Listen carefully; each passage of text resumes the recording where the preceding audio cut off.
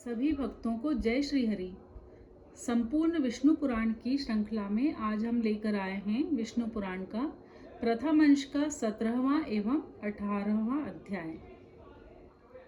नारायणं नमस्कृत्य नरं चैव नरोत्तमं देवीं सरस्वतीं व्यासं ततो जयमुदीरयेत्। 17वां अध्याय हिरण्यकश्यपु का दिग्विजय और प्रहलाद चरित्र। श्री पराशर जी बोले, हे मैत्रेय, उन सर्वदा उदार चरित परम बुद्धिमान महात्मा प्रहलाद जी का चरित्र तुम ध्यान पूर्वक श्रवण करो। पूर्व काल में दिति के पुत्र महाबली हिरण्यकश्यपु ने ब्रह्मा जी के वर से गर्भयुक्त सशक्त होकर संपूर्ण त्रिलोकी को अपने वशीभूत कर लिया था। वह दैत्य इंद्र पद का भोग करता था। वह महान असुर स्वयं ही सूर्य, वायु, अग्नि, वरुण और चंद्रमा बना हुआ था। वह स्वयं ही कुबेर और यमराज भी था और वह असुर स्वयं ही संपूर्ण यज्ञ भागों को भोगता था। हे मुनि सत्तम, उसके भय से देवगण स्वर्ग को छोड़कर मनुष्य शरीर धारण कर भूमंडल में विचरते रहते थे। इस प्रकार संपूर्ण त्रिलोकी को जीतकर त्रिभुवन के वैभव से गर्वित हुआ और गंधर्वों से अपनी स्तुति सुनता हुआ वह अपने अभीष्ट भोगों को भोगता था। उस समय उस मद्यपानासक्त महाकाय हिरण्यकश्यपु ही समस्त सिद्ध, गंधर्व और नाग आदि उपासना करते थे। उस दैत्यराज के सामने कोई सिद्धगण तो बाजे बजाकर उसका यशोगान करते और कोई अति प्रसन्न होकर जय जयकार करते थे, तथा वह असुरराज वहां स्फटिक एवं अभ्रशिला के बने हुए मनोहर महल में, जहां अप्सराओं का उत्तम नृत्य हुआ करता था, प्रसन्नता के साथ मद्यपान करता रहता था। उसका प्रहलाद नामक महाभाग्यवान पुत्र था। वह बालक गुरु के यहाँ जाकर बालोचित पाठ पढ़ने लगा। एक दिन वह धर्मात्मा बालक गुरुजी के साथ अपने पिता दैत्यराज के पास गया, जो उस समय मद्यपान में लगा हुआ था। तब अपने चरणों में झुके हुए अपने परम तेजस्वी पुत्र प्रहलाद जी को उठाकर पिता हिरण्यकश्यपु ने कहा। हिरण्यकश्यपु बोला, वत्स, अब तक अध्ययन में निरंतर तत्पर रहकर तुमने जो कुछ पढ़ा है उसका सारभूत शुभ भाषण हमें सुनाओ। प्रहलाद जी बोले, पिताजी, मेरे मन में जो सबके सारांश रूप में स्थित है वह मैं आपकी आज्ञानुसार सुनाता हूँ। सावधान होकर सुनिए। जो आदि, मध्य और अंत से रहित, अजन्मा, वृद्धि, क्षय, शून्य और अच्युत हैं, समस्त कारणों के कारण तथा जगत के स्थिति और अंतकर्ता उन श्री हरि को मैं प्रणाम करता हूँ। श्री पराशर जी बोले, यह सुन दैत्यराज हिरण्यकश्यपु ने क्रोध से नेत्र लाल कर प्रहलाद के गुरु की ओर देखकर कांपते हुए होठों से कहा। हिरण्यकश्यपु बोला, रे दुर्बुद्धि ब्राह्मण धाम, तू ने मेरी अवज्ञा कर इस बालक को मेरे विपक्षी की स्तुति से युक्त असार शिक्षा दी है। गुरुजी ने कहा, दैत्यराज, आपको क्रोध के वशीभूत न होना चाहिए। आपका यह पुत्र मेरी सिखाई हुई बात नहीं कह रहा है। हिरण्यकश्यपु बोला, बेटा प्रहलाद, बताओ तो तुमको यह शिक्षा किसने दी है? तुम्हारे गुरुजी कहते हैं कि मैंने तो इसे ऐसा उपदेश नहीं दिया है। प्रहलाद जी बोले, पिताजी, हृदय में स्थित भगवान विष्णु ही तो संपूर्ण जगत के उपदेशक हैं। उन परमात्मा को छोड़कर और कौन किसी को कुछ सिखा सकता है?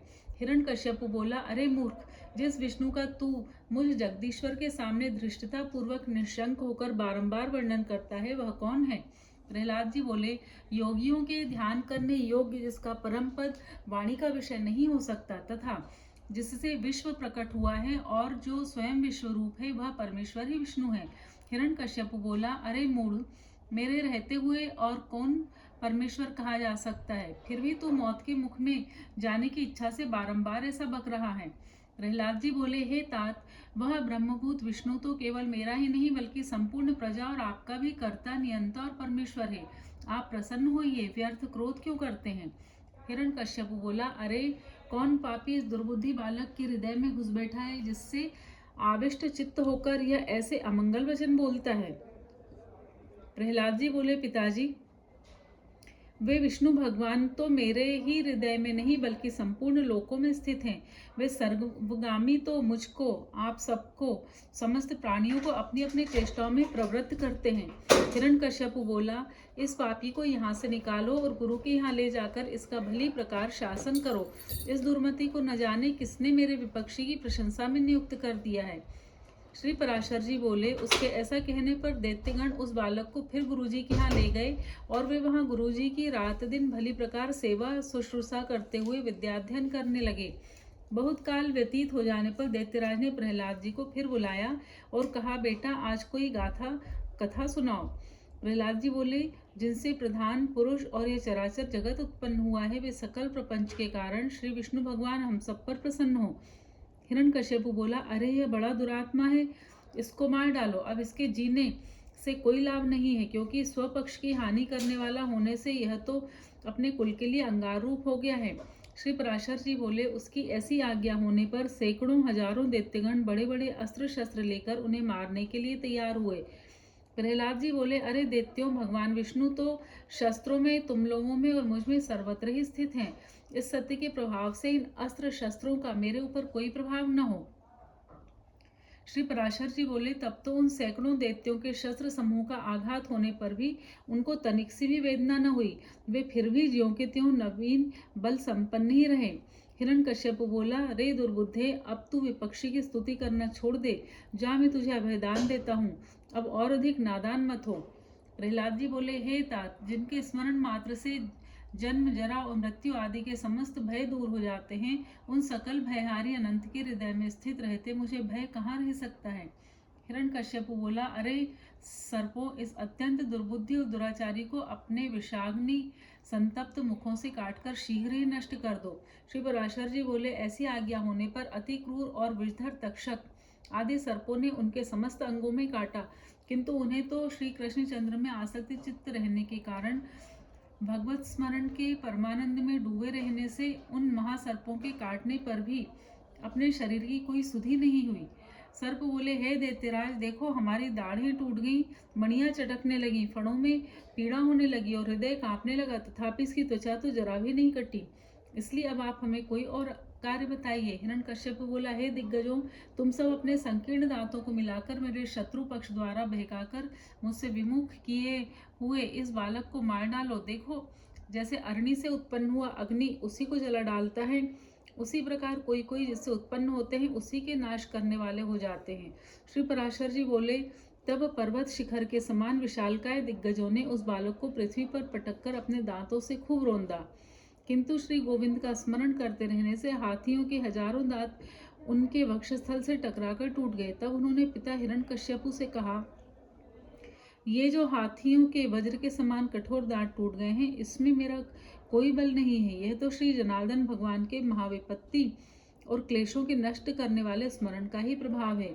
हिरण्यकश्यप बोला, अरे दिग्गजों, तुम हट जाओ। दैत्यगण, तुम अग्नि जलाओ, और हे वायु, तुम अग्नि को प्रज्वलित करो, जिससे इस पापी को जला डाला जाए। श्री पराशर जी बोले, तब अपने स्वामी की आज्ञा से दानवगण काष्ठ के एक बड़े ढेर में स्थित उस असुर राजकुमार को अग्नि प्रज्वलित करके जलाने लगे। प्रहलाद जी बोले, हे तात, पवन से प्रेरित हुआ भी यह अग्नि मुझे नहीं जलाता। मुझको तो सभी दिशाएं ऐसी शीतल प्रतीत होती हैं, मानो मेरे चारों ओर कमल बिछे हुए हों। श्री पराशर जी बोले, तदनंतर शुक्र जी के पुत्र बड़े वाग्मी महात्मा शंडामर्क आदि पुरोहितगण साम नीति से दैत्यराज की बढ़ाई करते हुए बोले। पुरोहित बोले, हे राजन, अपने इस बालक पुत्र के प्रति अपना क्रोध शांत कीजिए। आपको तो देवताओं पर ही क्रोध करना चाहिए, क्योंकि उसकी सफलता तो वही है। हे राजन, हम आपके इस बालक को ऐसी शिक्षा देंगे जिससे वह विपक्ष के नाश का कारण होकर आपके प्रति अति विनीत हो जाएगा। हे दैत्यराज, बाल्यावस्था तो सब प्रकार के दोषों का आश्रय होती है, इसलिए आपको इस बालक पर अत्यंत क्रोध का प्रयोग नहीं करना चाहिए। यदि हमारे कहने से भी यह विष्णु का पक्ष नहीं छोड़ेगा, तो हम इसको नष्ट करने के लिए किसी प्रकार न टलने वाली कृत्या उत्पन्न करेंगे। श्री पराशर जी ने कहा, पुरोहितों की इस प्रकार प्रार्थना करने पर दैत्यराज ने दैत्यों द्वारा प्रहलाद को अग्नि समूह से बाहर निकलवाया। फिर प्रहलाद जी गुरु जी के यहाँ रहते हुए उनके पढ़ा चुकने पर अन्य दानव कुमारों को बार बार उपदेश देने लगे। प्रहलाद जी बोले, हे दैत्य कुलोत्पन्न असुर बालकों, सुनो, मैं तुम्हें परमार्थ का उपदेश करता हूँ। तुम इसे अन्यथा न समझना, क्योंकि मेरे ऐसा कहने में किसी प्रकार का लोभ आदि कारण नहीं है। सभी जीव जन्म, बाल्यावस्था और फिर यौवन प्राप्त करते हैं। तत्पश्चात दिन दिन वृद्धावस्था की प्राप्ति भी अनिवार्य ही है।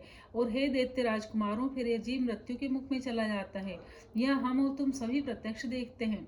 मरने पर पुनर्जन्म होता है, यह नियम भी कभी नहीं टलता। इस विषय में श्रुति स्मृति रूप आगम भी प्रमाण है कि बिना उपादान के कोई वस्तु उत्पन्न नहीं होती।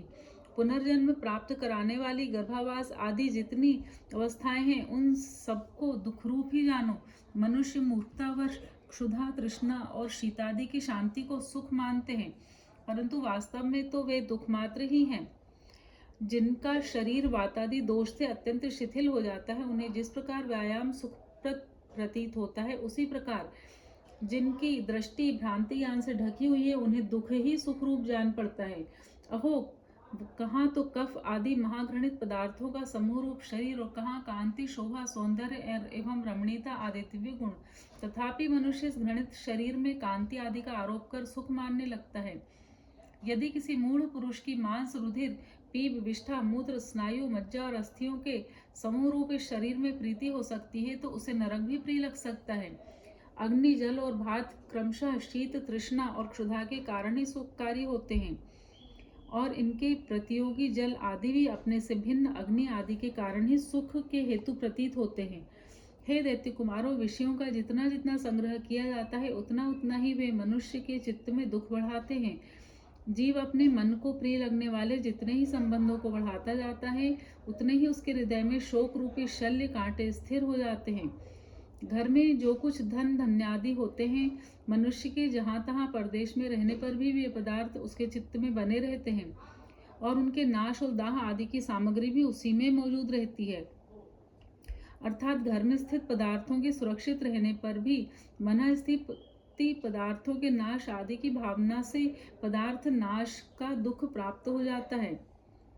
इस प्रकार जीते जी तो यहाँ महान दुख होता ही है, मरने पर भी यम यातनाओं का और गर्भ प्रवेश का उग्र कष्ट भोगना पड़ता है। यदि तुम्हें गर्भावास में लेश मात्र भी सुख का अनुभव होता, तो कहो सारा संसार इसी प्रकार अत्यंत दुखमय है। इसलिए दुखों के परम आश्रय इस संसार समुद्र में एकमात्र विष्णु भगवान ही आप लोगों की परम गति है। यह मैं सर्वथा सत्य कहता हूँ। ऐसा मत समझो कि हम तो अभी बालक हैं, क्योंकि जरा, यौवन और जन्म आदि अवस्थाएं तो देह के धर्म हैं। शरीर का अधिष्ठाता आत्मा तो नित्य है, उसमें यह कोई धर्म नहीं है।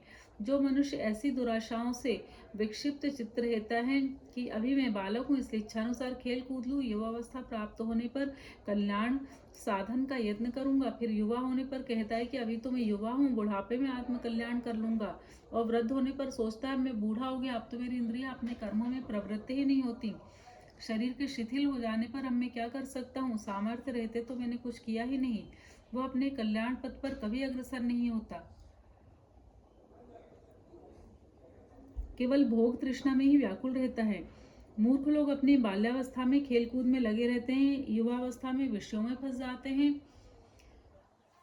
और बुढ़ापा आने पर उसे असमर्थता के कारण व्यर्थ ही काटते हैं। इसलिए विवेकी पुरुष को चाहिए कि देह की बाल्य, यौवन, वृद्ध आदि अवस्थाओं की उपेक्षा न करके बाल्यावस्था में ही अपने कल्याण का यत्न करें। मैंने तुम लोगों को जो कुछ कहा, उसे यदि तुम मिथ्या नहीं समझते, तो मेरी प्रसन्नता के लिए ही बंधन को छुटाने वाले श्री विष्णु भगवान का स्मरण करो। उनका स्मरण करने में परिश्रम भी क्या है, और स्मरण मात्र से ही वे अति शुभ फल देते हैं, तथा रात दिन उन्हीं का स्मरण करने वाला पाप भी नष्ट हो जाता है। उन सर्वभूतस्थ प्रभु में तुम्हारी बुद्धि अहर्निश लगी रहे और उनमें निरंतर तुम्हारा प्रेम बढ़े। इस प्रकार तुम्हारे समस्त क्लेश दूर हो जाएंगे। जबकि यह सभी संसार तापत्रय से दग्ध हो रहा है, तो इन बेचारे शोचनीय जीवों से कौन बुद्धिमान द्वेष करेगा?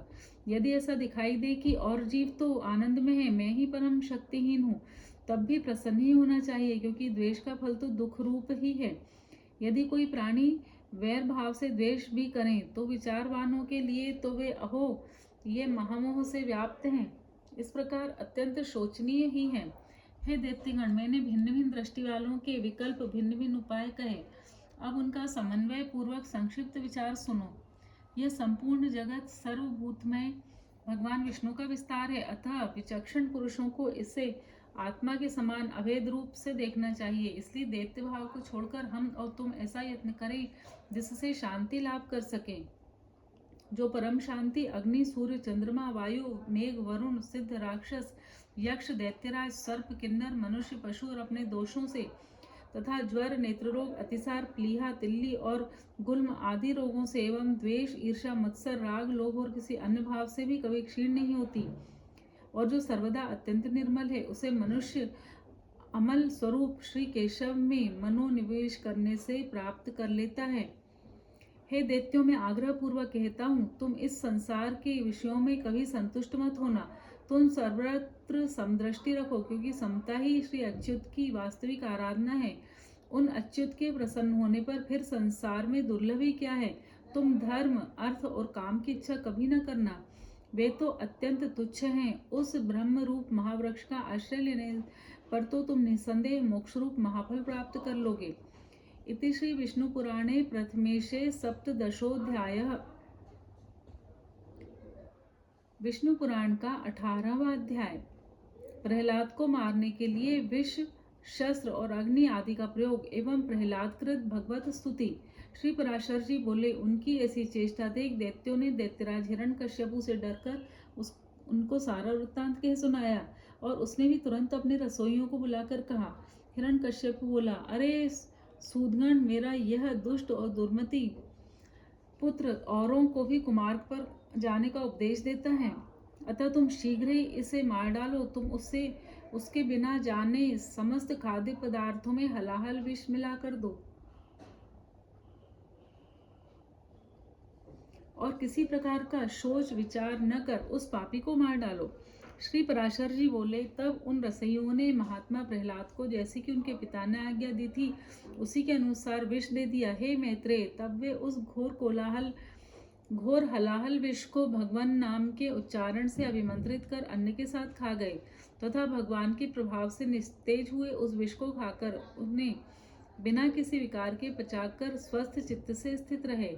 उस महान विष को पचा हुआ देख रसोइयों ने भय से व्याकुल हो हिरण्यकश्यपु के पास जा उसे प्रणाम करके कहा। सूदगण बोले, हे दैत्यराज, हमने आपकी आज्ञा से अत्यंत तीक्ष्ण विष दिया था, तथापि आपके पुत्र प्रहलाद ने उसे अन्न के साथ पचा लिया। हिरण्यकश्यपु बोला, हे पुरोहितगण, शीघ्रता करो, उसे नष्ट करने के लिए अब कृत्य उत्पन्न करो और देरी न करो। श्री पराशर जी बोले, तब पुरोहितों ने अति विनीत प्रहलाद से उसके पास जाकर शांतिपूर्वक कहा। पुरोहित बोले, हे आयुष्मान, तुम त्रिलोकी में विख्यात ब्रह्मा जी के कुल में उत्पन्न हुए हो और दैत्यराज हिरण्यकश्यपु के पुत्र हो। तुम्हें देवता, अनंत तथा और भी किसी के साथ क्या प्रयोजन है। तुम्हारे पिता तुम्हारे तथा संपूर्ण लोकों के आश्रय हैं और तुम भी ऐसे ही होगे। इसलिए तुम यह विपक्ष की स्तुति करना छोड़ दो। तुम्हारे पिता सब प्रकार प्रशंसनीय हैं और वही समस्त गुरुओं के परम गुरु हैं।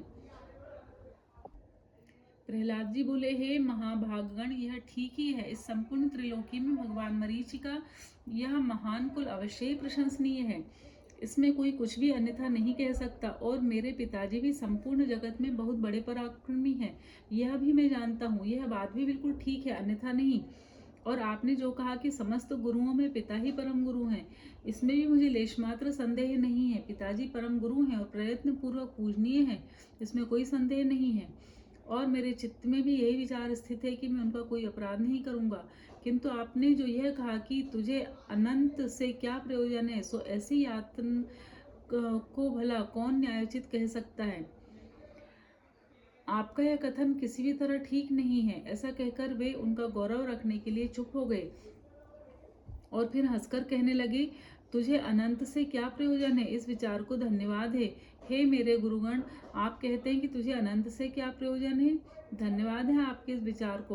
अच्छा, यदि आपको बुरा न लगे तो मुझे अनंत से जो प्रयोजन है सो सुनिए। धर्म, अर्थ, काम और मोक्ष, ये चार पुरुषार्थ कहे जाते हैं। ये चारों ही जिनसे सिद्ध होते हैं, उनसे क्या प्रयोजन। आपके इस कथन को क्या कहा जाए। उस अनंत से ही दक्ष और मरीचि आदि तथा अन्यान्य ऋषिश्वरों को धर्म, किन्हीं अन्य मुनीश्वरों को अर्थ एवं अन्य किन्हीं को काम की प्राप्ति हुई है। किन्हीं अन्य महापुरुषों ने ज्ञान, ध्यान और समाधि के द्वारा उन्हीं के तत्व को जानकर अपने संसार बंधन को काटकर मोक्ष पद प्राप्त किया है। अतः संपत्ति, ऐश्वर्य, महात्म्य, ज्ञान, संतति और कर्म तथा मोक्ष, इन सबकी एकमात्र मूल श्री हरि की आराधना ही उपार्जनीय है। हे द्विजगण, इस प्रकार जिनसे अर्थ, धर्म, काम और मोक्ष, ये चारों ही फल प्राप्त होते हैं, उनके लिए भी आप ऐसा क्यों कहते हैं?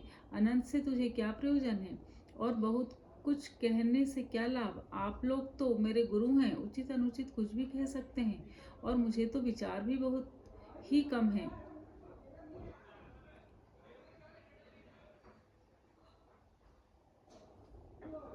इस विषय में अधिक क्या कहा जाए? मेरे विचार से तो सबके अंतःकरणों में स्थित एकमात्र वे ही संसार के स्वामी तथा उसके रचयिता, पालक और संहारक हैं। वे ही भोक्ता और भोज्य तथा वे ही एकमात्र जगदीश्वर हैं। हे गुरुगण, मैंने बाल्याभाव से यदि कुछ अनुचित कहा हो तो आप क्षमा करें। पुरोहित गण बोले, अरे बालक, हमने तो यह समझकर कि तू फिर ऐसी बात न कहेगा, तुझे अग्नि में जलने से बचाया है। हम यह नहीं जानते कि तू ऐसा बुद्धिहीन है। रे दुर्मते, यदि तू हमारे कहने से अपने इस मोहमय आग्रह को नहीं छोड़ेगा तो हम तुझे नष्ट करने के लिए कृत्य उत्पन्न करेंगे। प्रहलाद जी बोले, कौन जीव किससे मारा जाता है और कौन किससे रक्षित होता है? शुभ और अशुभ आचरणों के द्वारा आत्मा स्वयं ही अपनी रक्षा और नाश करता है। कर्मों के कारण ही सब उत्पन्न होते हैं और कर्म ही उनका शुभाशुभ गतियों के साधन है। इसलिए प्रयत्न पूर्वक शुभ कर्मों का ही आचरण करना चाहिए। श्री पराशर जी बोले, उनके ऐसा कहने पर उन दैत्यराज के पुरोहितों ने क्रोधित होकर अग्निशिखा के समान प्रज्वलित शरीर वाली कृत्या उत्पन्न कर दी। उस अति भयंकरी ने अपने पादाघात से पृथ्वी को कंपित करते हुए वहां प्रकट होकर बड़े क्रोध से प्रहलाद जी की छाती में त्रिशूल से प्रहार किया, किंतु उस बालक के वक्षस्थल में लगते ही वह तेजोमय त्रिशूल टूटकर पृथ्वी पर गिर पड़ा और वहां गिरने से भी उसके सैकड़ों टुकड़े हो गए। जिस हृदय में निरंतर अक्षुण्ण भाव से श्रीहरि भगवान विराजते हैं, उसमें लगने से तो वज्र के भी टूक टूक हो जाते हैं, त्रिशूल की तो बात ही क्या है। उन पापी पुरोहितों ने उस निष्पाप बालक पर कृत्या का प्रयोग किया था, इसलिए तुरंत ही उसने उन पर वार किया और स्वयं भी नष्ट हो गई। अपने गुरुओं को कृत्य द्वारा जलाए जाते देख महामती प्रहलाद, हे कृष्ण रक्षा करो, हे अनंत बचाओ, ऐसा कहते हुए उनकी ओर दौड़े। प्रहलाद जी कहने लगे, हे सर्वव्यापी विश्वरूप विश्व सृष्टा जनार्दन, ब्राह्मणों की इस मंत्राग्नि स्वरूप दुसह दुख से रक्षा करो। सर्वव्यापी जगतगुरु भगवान विष्णु सभी प्राणियों में व्याप्त हैं। इस सत्य के प्रभाव से पुरोहित गण जीवित हो जाएं। यदि मैं सर्वव्यापी और अक्षय श्री विष्णु भगवान को अपने विपक्षियों में भी देखता हूँ तो ये पुरोहित गण जीवित हो जाएं। जो लोग मुझे मारने के लिए आए, जिन्होंने मुझे विष दिया, जिन्होंने आग में जलाया, जिन्होंने दिग्गजों से पीड़ित कराया तथा जिन्होंने सर्पों से डसाया, उन सबके प्रति यदि मैं समान मित्र भाव से कहता हूँ और मेरी यह पाप बुद्धि नहीं हुई है तो उनके सत्य के प्रभाव से दैत्य पुरोहित जी उठें। श्री पराशर जी बोले, ऐसा कहकर उनके स्पर्श करते ही वे ब्राह्मण स्वस्थ होकर उठ बैठे और इस विनयावनत बालक से कहने लगे। पुरोहित गण बोले, हे वत्स, तू बड़ा श्रेष्ठ है, तू दीर्घायु, निर्द्वंद्व, बल, वीर संपन्न तथा पुत्र पौत्र एवं धन ऐश्वर्य आदि से संपन्न हो। श्री पराशर जी बोले, हे महामुने, ऐसा कहा पुरोहितों ने दैत्यराज हिरण्यकश्यपु के पास जा उसे सारा समाचार ज्यों का त्यों सुना दिया। इति श्री विष्णु पुराणे प्रथमेशे अष्टादशोऽध्यायः। जय श्री हरि।